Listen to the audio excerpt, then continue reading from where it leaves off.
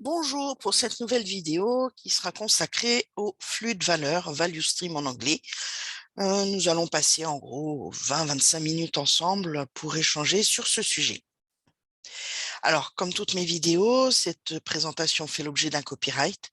Elle est protégée, elle ne peut être utilisée ou diffusée à des fins commerciales sans mon information et mon consentement. On parle beaucoup d'Archimate. C'est vrai que j'utilise beaucoup cet outil pour cartographier. Déjà parce que c'est une démarche qui est totalement construite et surtout outillée.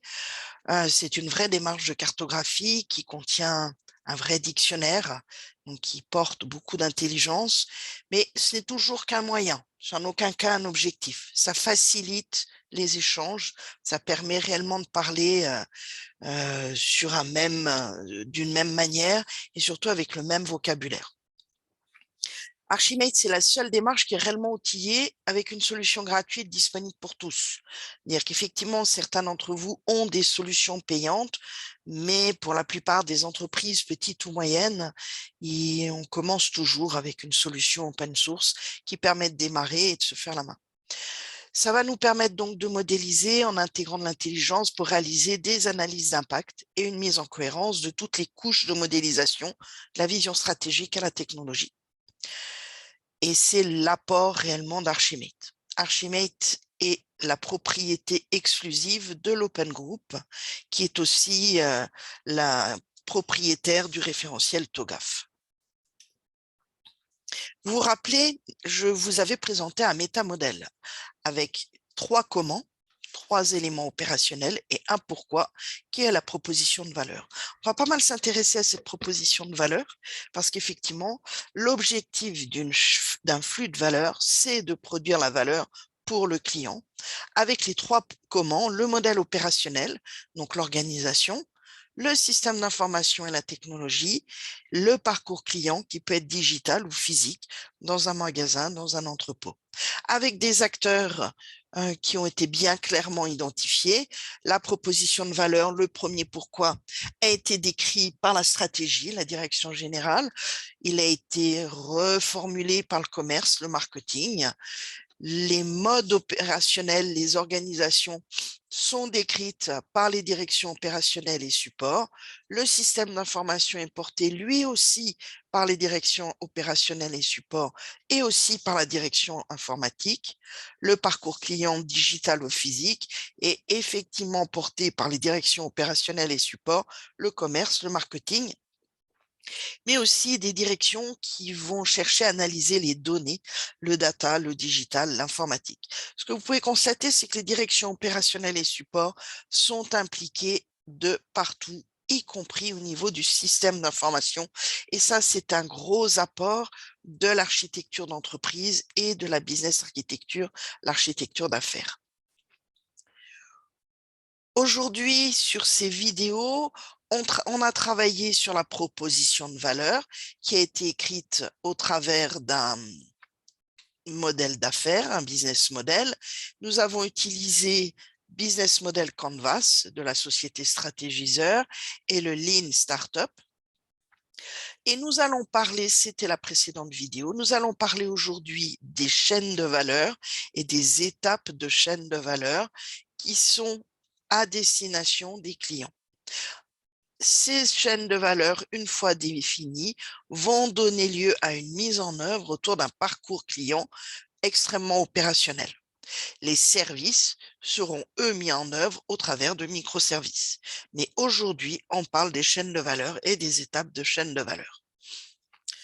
Rappelez-vous, donc, notre cas d'usage est celui-ci. Donc, c'est l'histoire d'un groupement de communes qui décide de devenir complètement autonome en termes d'électricité et surtout d'électricité verte, sans mettre en œuvre d'éoliennes qui dégradent les paysages. Et du coup, cette commune va décider d'installer des panneaux et des tuiles solaires sur les toits, mais peut-être aussi sur certains terrains non utilisés et sur les toits des bâtiments commerciaux, industriels, mais aussi des habitations. Nous avions réalisé un modèle d'affaires. Voilà le modèle que nous avons réalisé dans la précédente vidéo, avec au cœur du dispositif cette proposition de valeur qu'on va reprendre et largement travailler. avec des clients qui sont de différents ordres. Ça peut être des particuliers, des entreprises locales, des institutions publiques, mais aussi des distributeurs privés ou publics d'électricité. On va avoir des ressources clés et on va avoir des activités clés. Ces activités clés, on les verra dans une autre vidéo, puisqu'on parlera dans la prochaine vidéo de capability, de capacité donc. Et là, on avait identifié des partenariats ainsi que des canaux de distribution. En dernier lieu, nous avions échangé sur la structure de coût de notre projet pour le groupement de communes et les flux de revenus. Lançons-nous, partons de cette proposition de valeur. Avant, nous allons faire un petit retour sur ce que c'est qu'une chaîne de valeur ou un flux de valeur et pourquoi il est important de distinguer les deux.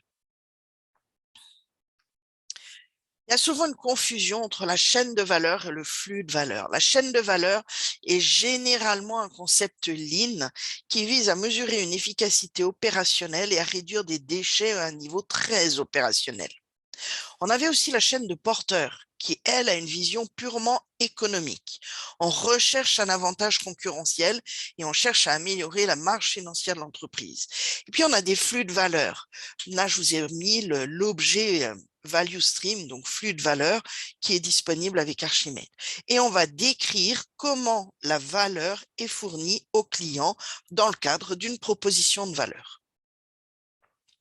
Voilà un exemple de chaîne de valeur de porteur. C'est pas ce qu'on recherche. La chaîne de porteur, elle visait à découper l'entreprise en grands blocs et à identifier la meilleure marge pour gagner un avantage concurrentiel. Ce n'est pas ce qu'on recherche. La chaîne de valeur lean a pour objectif de mesurer l'efficacité étape après étape.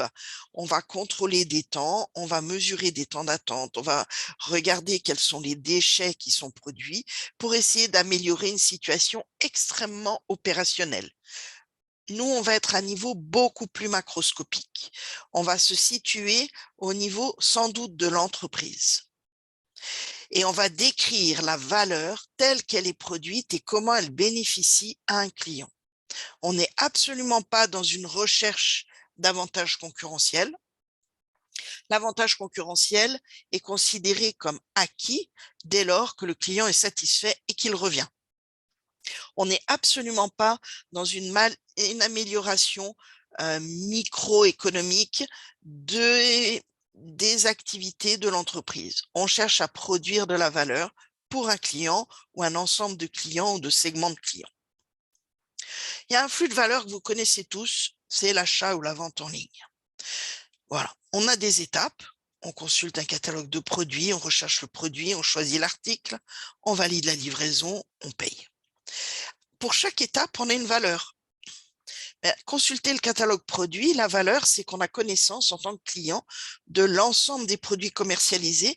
On va même pouvoir vous consulter des avis, on va même pouvoir comparer des produits et puis on va consulter les catalogues produits, j'en suis sûre, de plusieurs sites web.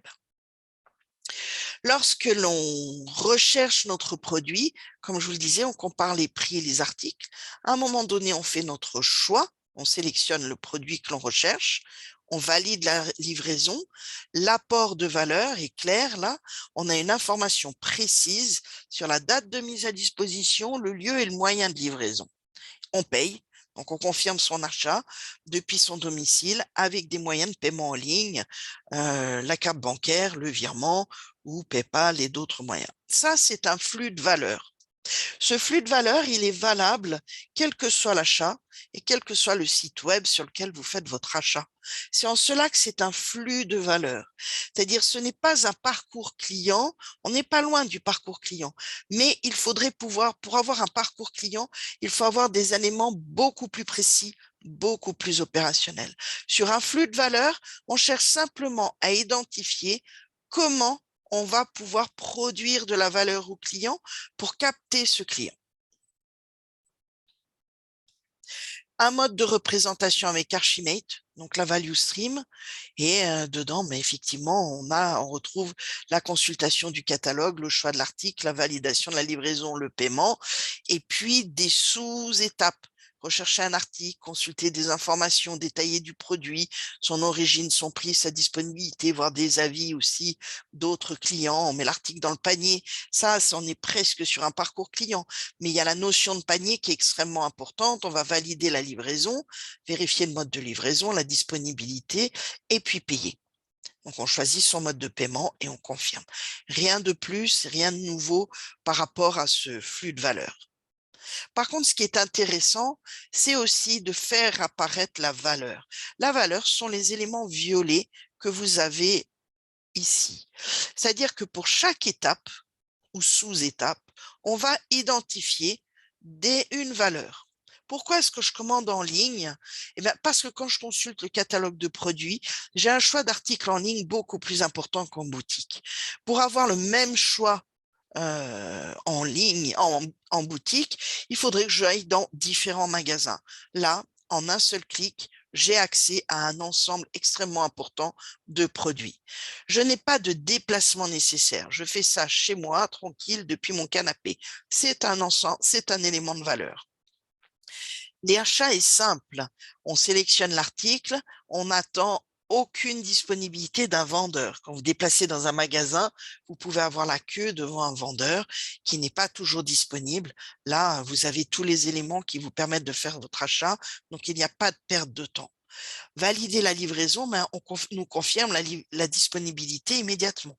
Si le produit n'est pas disponible ou pas disponible à la date où on le souhaite, on peut annuler l'achat et revenir à un autre produit ou aller carrément sur un autre site web.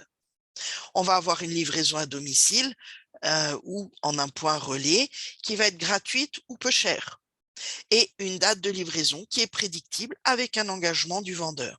Tout ça sont des éléments de valeur. On aura plusieurs moyens de paiement et on aura une confirmation du paiement qui sera immédiate. L'ensemble nous offre une valeur, c'est-à-dire, par exemple, une accessibilité ou handicap physique facilité. La comparaison, le choix des articles qui est facilité, le choix d'articles qui est très important, les prix attractifs, la livraison qui est facilitée avec un rendez-vous. Tout ça, ce sont des éléments de valeur. Et quand on va décrire nos chaînes de valeur, on va s'attacher à décrire à la valeur apportée.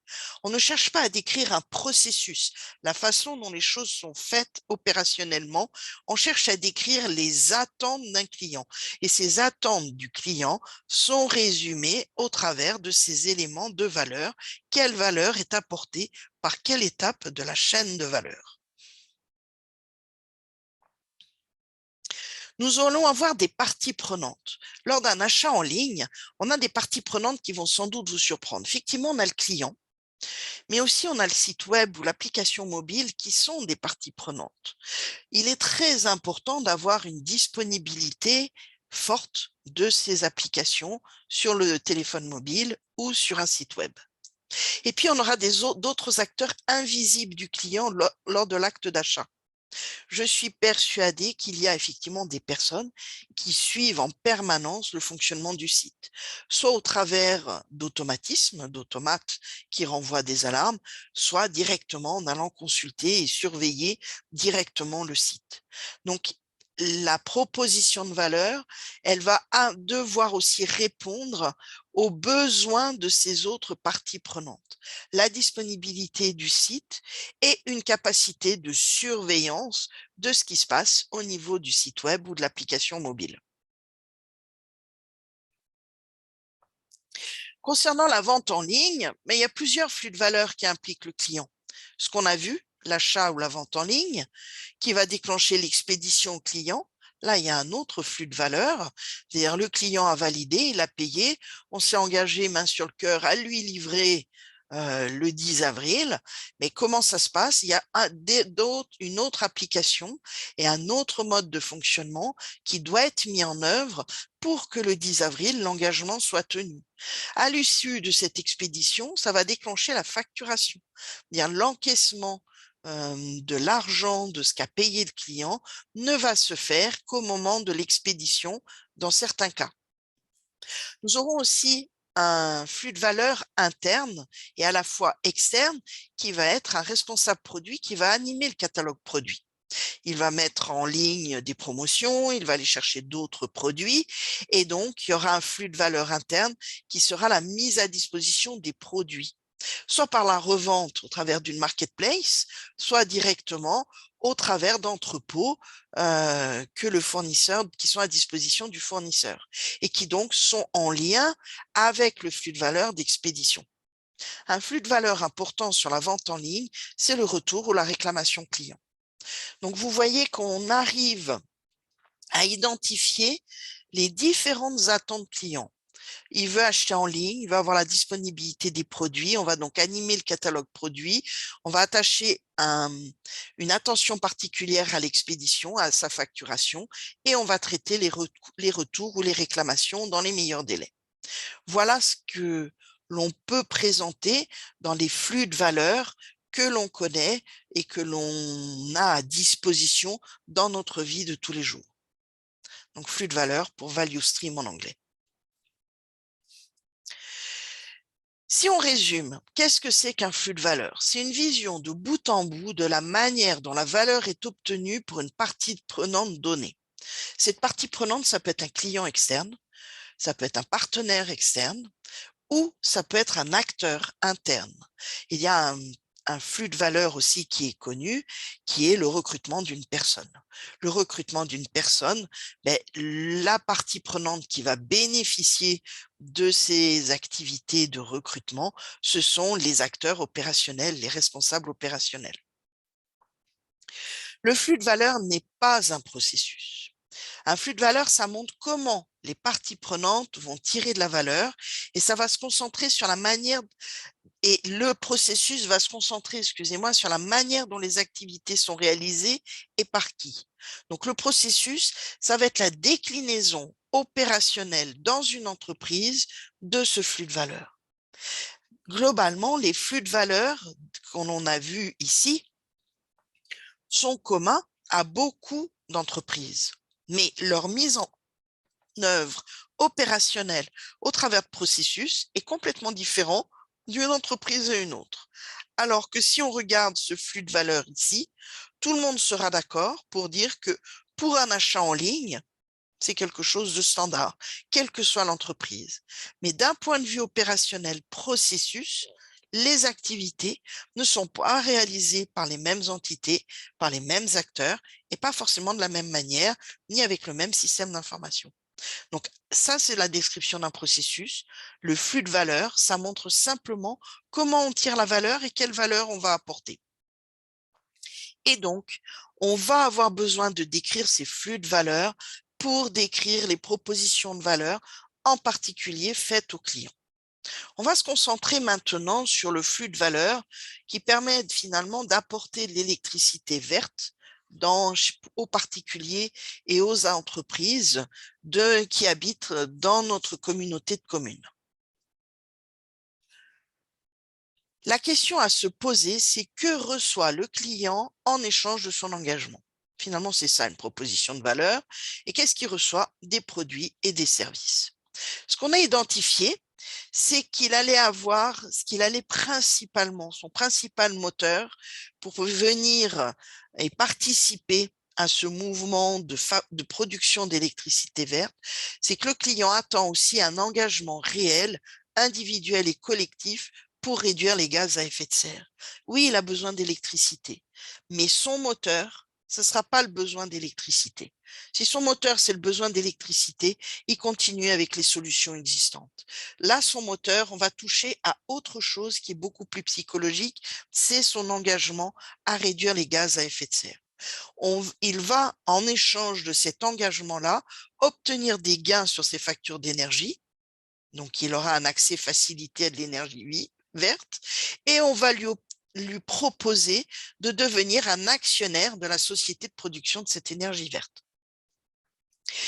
Grâce à ces éléments-là, on va lui offrir aussi des solutions qui vont lui permettre de suivre les productions d'énergie, sa consommation et donc ses gains. Mais le moteur principal de notre client, on ne cherche pas obligatoirement à ce que ce soit la production d'énergie, mais c'est leur engagement pour produire une énergie verte et réduire les gaz à effet de serre. Les services offerts, mais on va avoir deux grands types de clients. On va avoir des abonnés qui peuvent être des particuliers, des entreprises ou des institutions. Et on va avoir des actionnaires. Les abonnés consommateurs d'énergie solaire, on va avoir des états, c'est-à-dire on va leur mettre à disposition de l'information sur la consommation d'énergie, la production d'énergie, les économies d'énergie réalisées. On va leur offrir des services d'appui lorsqu'ils ont une difficulté, avec des contacts. On va s'engager sur des SLA, le maintien en condition opérationnelle des installations, parce que pour produire de l'énergie, il faut avoir des installations qui sont au top, qui soient bien maintenues. Et puis, on va avoir des services d'animation de la communauté, des événements festifs, des séminaires, de l'information, de la formation. C'est-à-dire que les communes vont organiser finalement cette production d'énergie et vont capter cet engagement des clients au travers d'actions qui seront des actions finalement très collaboratives de partage. Nos actionnaires, eux, ils vont être beaucoup plus prosaïques. Eux, ils attendent le versement de pourcentage d'intérêt sur des placements effectués. Ces actionnaires, ça peut être des institutions, des entreprises, mais aussi des particuliers. Chacun va contribuer à hauteur de son plan de financement. Et ils auront donc eux aussi les mêmes services que les abonnés, avec des états de consommation d'énergie, de production et personnalisés, de réduction de coûts et ainsi de suite. Et puis, on aura aussi des services d'animation de la communauté des actionnaires. Ces actionnaires seront traités un petit peu différemment des simples abonnés. Mais on retrouvera parmi les actionnaires de nombreux abonnés. Voilà ce que c'est qu'une proposition de valeur. Maintenant, il va falloir qu'on modélise une chaîne de valeur. Comment on s'y prend? C'est assez simple. On commence par la fin.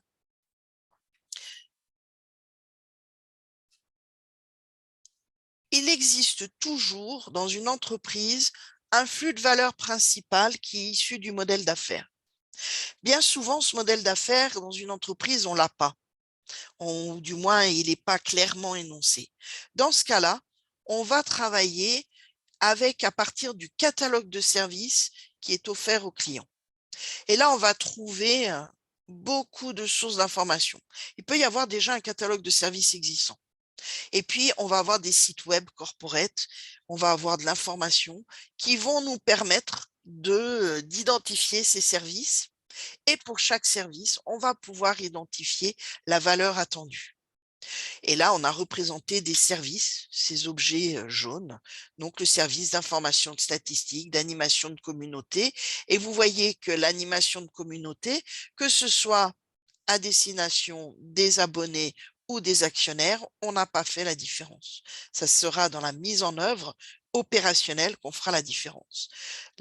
Tout ce qui est le maintien en condition opérationnelle et un service d'aide juridique et de suivi des contrats. Voilà les grands services offerts. Et puis effectivement, le client, il achète de l'électricité, donc le produit, c'est l'électricité. Ce flux de valeur, il va être à destination de ces personnes que l'on a là. Donc le carré jaune, là, ce sont des rôles. Ce sont des membres abonnés de la communauté qui partagent une énergie verte renouvelable. Donc ce sont les membres abonnés. On n'a pas traité le cas des actionnaires, on pourrait le faire, on ne l'a pas fait.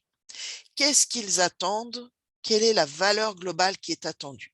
Ils veulent faire partie d'une communauté engagée à réduire les gaz à effet de serre, ils veulent obtenir des gains sur les factures d'énergie et ils veulent investir pour l'avenir. Donc éventuellement devenir actionnaire de la société de production d'électricité verte. On va ensuite identifier les étapes et on va donc partir de la fin en disant, si nous voulons obtenir ces éléments de valeur, alors nous devons réaliser quelque chose.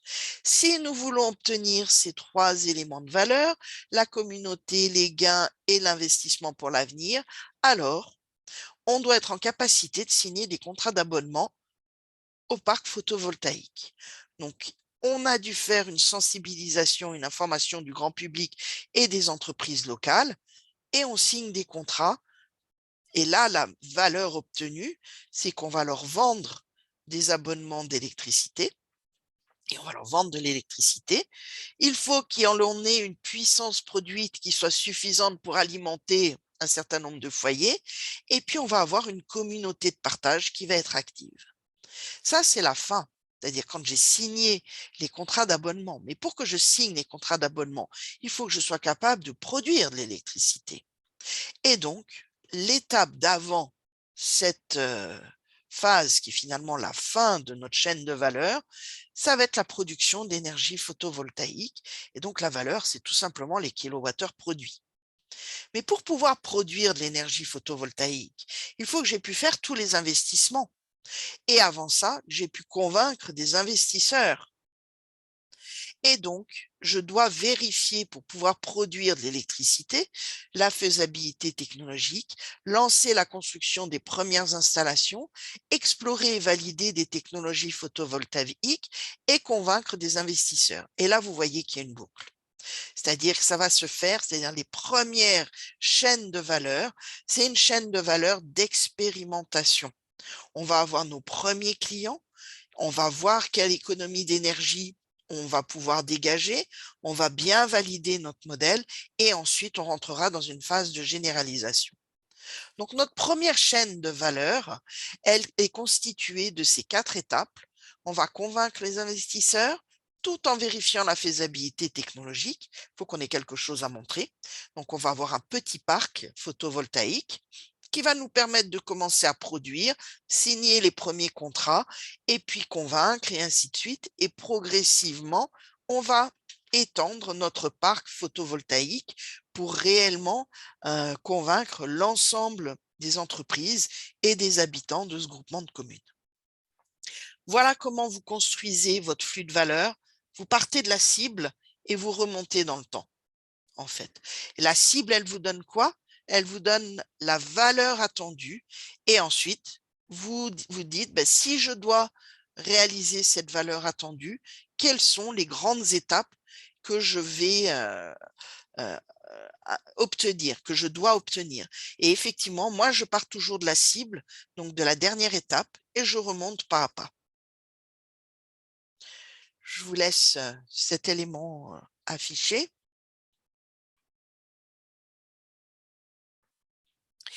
Et évidemment, on va avoir d'autres flux de valeur qui vont être internes ou qui vont être aussi à destination des clients, le suivi des kilowattheures produits, mais la valeur produite, ça va être la mesure des gains sur les factures d'énergie. Donc, ça va être aussi à destination des abonnés.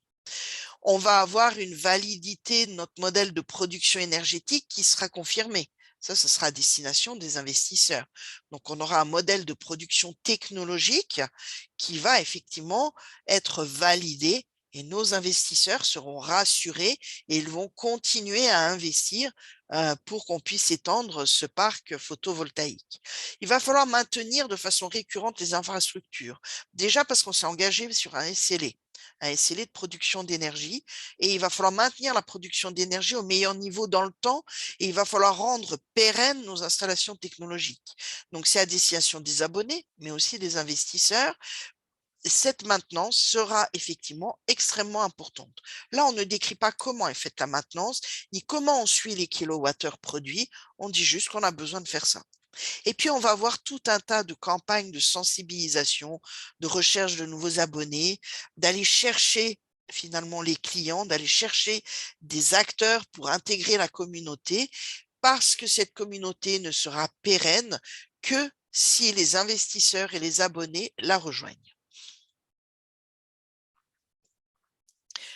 Voilà, nous avons fini sur cette vidéo de présentation des flux de valeur et je vous ai mis ici la définition d'un flux de valeur tel que Archimate nous la propose. Je vais vous la traduire en français. Donc, un flux de valeur, ça représente une séquence d'activités qui crée un résultat globale pour un client, une partie prenante, un utilisateur. Ça décrit comment l'entreprise organise ses activités pour créer de la valeur et les flux de valeur sont réalisés généralement donc, par des business process ou d'autres éléments cœur. On va avoir aussi des capabilities qui vont nous aider. On n'ira peut-être pas directement du flux de valeur au processus, on passera peut-être par les capabilities. Les flux de valeur peuvent être décrits à différents niveaux d'organisation, au niveau de l'entreprise, au niveau d'une unité économique, au niveau du département. Et ça peut être, un flux de valeur peut être une composition ou l'agrégation de différentes activités qui créent de la valeur. C'est-à-dire que, comme je vous l'ai montré ici, vous avez des activités importantes, convaincre, et dans convaincre, vous avez réalisé les dossiers techniques et le modèle d'affaires économique, soutenir le modèle d'investissement. Voilà. Et donc, on va avoir une flux de valeur va avoir des étapes, value stream stage. Chaque étape va produire et ajouter une valeur incrémentale jusqu'à obtenir la valeur globale. Et donc, généralement, c'est soit un flux, soit un trigger entre les différentes étapes. Et on va pouvoir attribuer des ressources et des capabilities qui vont servir les flux de valeur. Là, ils nous mettent quelques exemples de flux de valeur, mais vous en avez vu d'autres. Ce qui est important, si on doit représenter, par exemple, un parcours client, si je rentre au niveau opérationnel, le parcours client avec Archimède, je vais le représenter avec un flux de valeur. Même si c'est quelque chose de beaucoup plus opérationnel, on le fera avec ça. Écoutez, je vous remercie de votre attention.